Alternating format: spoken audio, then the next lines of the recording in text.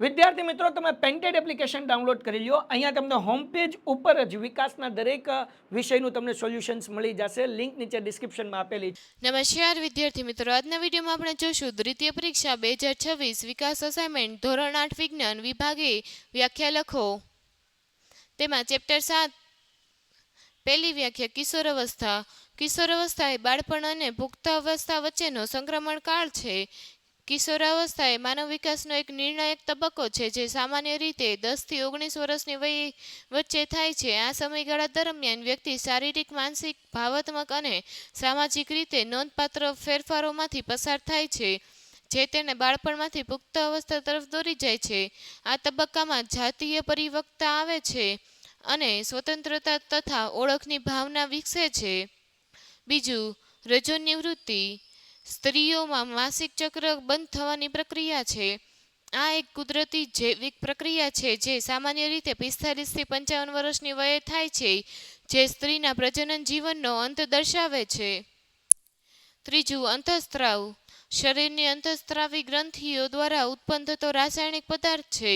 આ પદાર્થો સીધા લોહીમાં ભળે છે અને શરીરના વિવિધ કાર્યો જેમ કે વૃદ્ધિ, ચયાપચય અને પ્રજનનનું નિયમન કરે છે. ચોથું, સંતુલિત આહાર. શરીર માટે જરૂરી પોષક તત્વો યોગ્ય માત્રામાં પૂરા પાડતો ખોરાક છે. તેમાં કાર્બોહાઈડ્રેટ, પ્રોટીન, ચરબી, વિટામિન્સ, મિનરલ્સ વગેરેનો સમાવેશ થાય છે. ચેપ્ટર 8 અને 9. પેલું, ગતિ અવસ્થા એટલે ગતિની સ્થિતિ. ગતિ અવસ્થા એટલે કોઈ વસ્તુની ગતિની સ્થિતિ થાય છે. બીજું, સંપર્ક બળ. બળનો એક પ્રકાર. સંપર્ક બળ એ બળ છે જે પદાર્થોના સીધા ભૌતિક સંપર્ક દ્વારા લાગુ પડે છે. ત્રીજું, ગુરુત્વાકર્ષણ બળ. બિન સંપર્ક બળ. ગુરુત્વાકર્ષણ બળ એ બિન સંપર્ક બળ છે જે દળ ધરાવતા પદાર્થો વચ્ચે કાર્ય કરે છે. ચોથું, દબાણ. ભૌતિક જથ્થો. દબાણ એ એક ક્ષેત્રફળ દીઠ લાગતા બળનું માપ છે.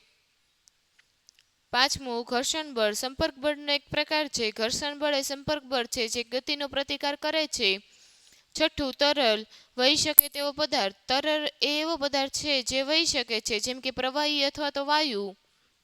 સાતમું, વાતાવરણ. પૃથ્વીની આસપાસનો વાયુનો સ્તર. વાતાવરણ એ પૃથ્વીની આસપાસ વાયુઓનું સ્તર છે. ત્યારબાદ ચેપ્ટર 10 થી 13. પહેલું, કંપન. વસ્તુની આગળ પાછળ કે ઉપર નીચે થતી ઝડપી ગતિ. કંપન એટલે વસ્તુ પોતાની સંતુલિત સ્થિતિની આસપાસ આગળ પાછળ કે ઉપર નીચે થતી ઝડપી ગતિ. આ ગતિ દોલન તરીકે પણ ઓળખાય છે. ઘોંઘાટ. અનિચ્છિત કે કર્કશ લાગતો ધ્વનિ. ઘોંઘાટ એવો ધ્વનિ છે કે જે સાંભળવો ગમતો નથી, જે કર્કશ હોય અને અનિચ્છનીય હોય છે. ત્રીજું, આવૃત્તિ. એકમ સમયમાં થતા દોલનો કે કંપનોની સંખ્યા. આવૃત્તિ એ એક સેકન્ડમાં થતા કંપનો કે દોલનોની સંખ્યા છે. તેનો એકમ હર્ટ્ઝ છે.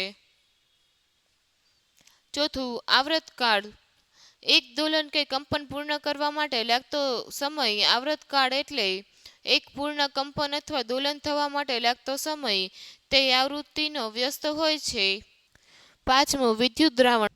વિદ્યુતનું વહન કરતું પ્રવાહી દ્રાવણ. વિદ્યુત દ્રાવણ એ પ્રવાહી છે જેમાંથી વિદ્યુત પ્રવાહ પસાર થઈ શકે છે કારણ કે તેમાં મુક્ત આયનો હોય છે. છઠ્ઠું, અર્ચિંગ.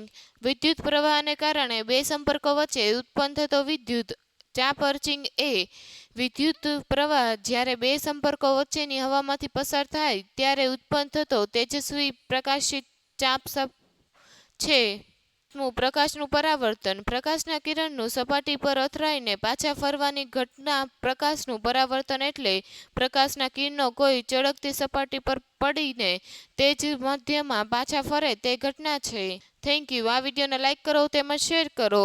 તેમજ આપણે આપણી એપ્લિકેશનમાં ધોરણ 8 વિકાસનું સંપૂર્ણ સોલ્યુશન મુકાઈ ગયેલ છે, તો એપ્લિકેશન ડાઉનલોડ કરો અને ચેનલને સબસ્ક્રાઈબ કરો. વિદ્યાર્થી મિત્રો, તમે પેન્ટેડ એપ્લિકેશન ડાઉનલોડ કરી લ્યો. અહીંયા તમને હોમ પેજ ઉપર જ વિકાસના દરેક વિષયનું તમને સોલ્યુશન્સ મળી જશે. લિંક નીચે ડિસ્ક્રિપ્શનમાં આપેલી છે.